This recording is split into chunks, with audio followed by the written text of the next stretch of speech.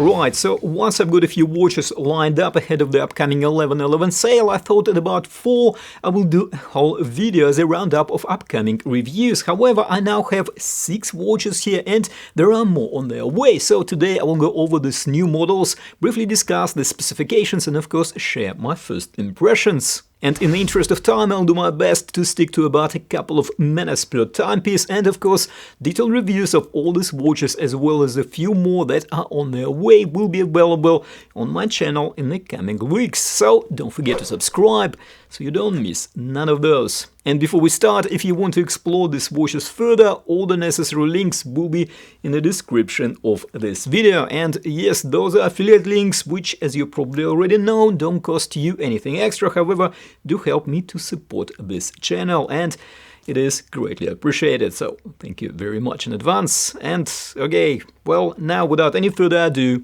let's get right in. So first I have here Baltany Retro Pilot. This is a very recent model from Baltany. Original, well, we'll need to see about that. And as most Baltany watches I've reviewed so far, it is really good, at least as far as first impressions go. However, it is also a bit strange. So we have here a set of very versatile proportions. Case width, which is pretty much bezel diameter, is 38mm, case height is 12.5mm, and lug width is 20mm, and lug-to-lug distance is 43.5mm. We have a lovely set of cathedral hands, interesting and slightly unusual textured dial background, and in general the dial exudes that elegant vintage aesthetics. Now, this is Baltany, so we get a nice and very clear double dome sapphire crystal with a sufficient amount of air coating. The case also features a screw-down crown, which gives me enough confidence in the declared 100 meters of water resistance. And as a cherry on the top, at least as my first impressions go, we are getting here well above average lume performance, and even the bezel ceramic insert markings are lumed. So, what is strange about this pilot then? Well, it is the bezel, or bezel action to be more precise. It is bidirectional and it is friction feed bezel. I am so used to the ratchety bezel action that this one took me a bit by surprise. However, it is arguably more appropriate for a vintage-inspired timepiece. And also, it is probably the best or one of the best friction-based bezels I've handled so far. Okay, to be perfectly honest, I haven't handled a lot of such bezels, however, the one that comes to mind is the Seiko 5KX GMT bidirectional bezel, and this Baltany one seems to be at very least on par. I will definitely perform a more scientific comparison for the full review, and yes, an important detail, Baltany used Seiko NH38 movement here, so none of that ghost crown position business, which is great. Okay, now this one is another kind of quirky dress watch from Merkur, or should I rather say Pierre Paulin. Merkur really need to make up their mind on their branding. And this one actually packs a bit of a punch. Not only we have here a TV color test pattern set as a dial background, we also have a jumping hour automatic mechanical movement in the back of this watch. So if you're after a real conversation starter after a couple of pints or before that, then this timepiece is a real strong contender for such a watch.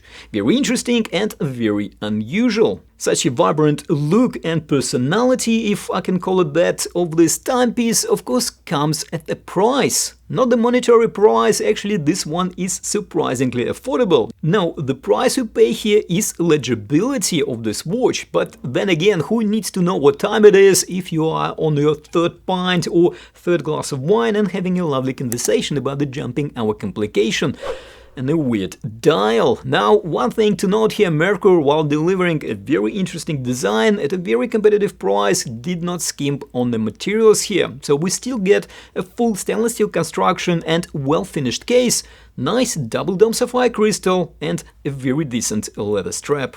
Now, I showed this dial to people that don't have a clue or don't care about the wristwatches, and even they were impressed. The shade of blue and the color combinations makes this Mecaquartz chronograph dial really pop. Now, this brand seemingly came out of nowhere, and it definitely came out punching. This is the second watch from Milifortic on the channel in the space of a few weeks, and I'm struggling to fault it. However, as I found out, it didn't exactly came out of nowhere. Apparently, Milifortic belongs to the same company as the Baltany brand. Yes, this Baltany. However, as I was told by the Milifortic sales representative, they might belong to the same company. However, the design teams are completely independent and they are pursuing their own marketing niche goals. Well, I must say from what I saw so far, they are on the right path. Okay, back to this chronograph. All the premium materials, of course, full stainless steel construction, and Baltany, Milifortic, lovely clear double dome sapphire crystal. And with a 39mm case diameter, we get a very well balanced set of dimensions.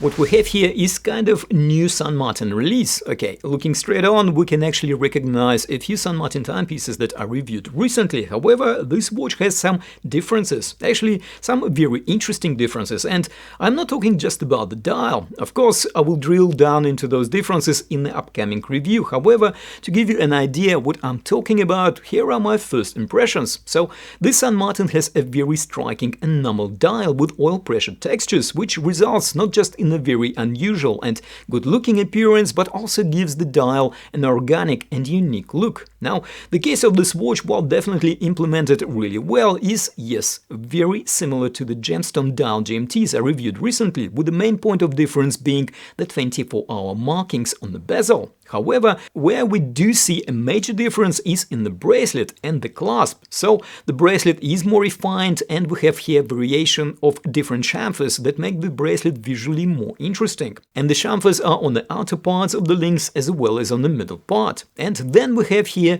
a new redesigned clasp.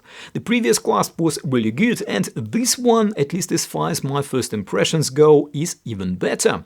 It looks more refined, we have an updated on-the-fly adjustment design, which seems very robust and really reminds me of a very similar design approach by one very famous Swiss brand, just its name kind of escapes me right now. And the good news don't stop here, because we have a synthetic dial and no GMT complication. This watch is also more affordable compared to gemstone dial GMT variant. I will do a deeper dive into the intricate details of this timepiece in the full review, so of course, don't forget to subscribe.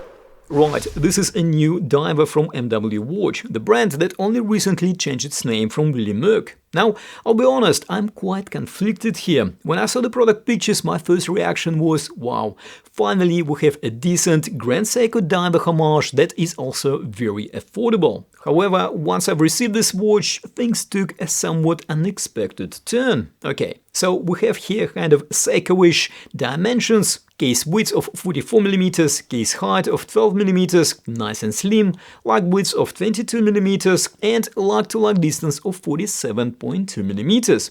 A fairly compact, just over 47mm lug-to-lug distance and very aggressively pointing down end links, which somewhat compensates for not having inverted end links, do results in a set of very versatile proportions.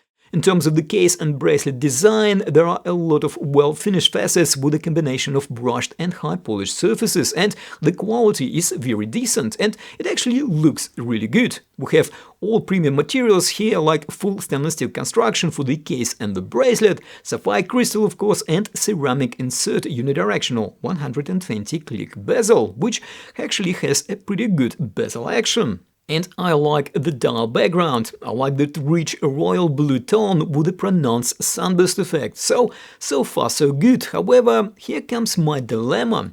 If we look closely, we can see that we have 200 meters of declared water resistance. Great, not a surprise on the diver. However, what is a surprise is that MW Watch equipped this diver with a push-pull crown. And while I can pass a push-pull crown on a 100-meter water-resistant watch, I am very much in doubt that it will work for 200 meters. So this annoyingly good-looking diver is priced really well, and if you fancy one, well, I will definitely understand. Just don't take it diving. Okay, I'm a bit lost for words here. This is an absolute stunner. I spent about 2 hours filming this brand new San Martin and I just can't get enough of it. This watch is truly on another level. So, first and foremost, we have here a movement upgrade. So, San Martin finally responded to the request of its ever-growing fanbase and used Miyota 9015 caliber in the back of this watch. Compared to Seiko NH35 that we are so used to, this Miyota 9015 is more premium movement. It has has a higher accuracy specification, much better finishing, and it beats at a high frequency of 28,800 vibrations per hour, similar to popular Swiss-made calibers. And it has a more snappier date change at midnight. This movement is also very slim, and St. Martin took a full advantage of these premium movement dimensions, making the case of this watch just a smidge over 10 mm. But the movement is not even half a story here. This porcelain dial is very much unique to this model, and not only it celebrates century-old Chinese craftsmanship of porcelain making, it also looks absolutely stunning. And we of course have here an upgraded bracelet and a new clasp too. I will do a deeper dive in my full review with the time grapher and all other tools I have at my disposal, so definitely stay tuned for that. So here you have it. All the links to these watches will be in the description of this video. Don't forget to like and subscribe so you don't miss any of those upcoming reviews. And as always, thank you for watching, take care, and I will see you in the next video.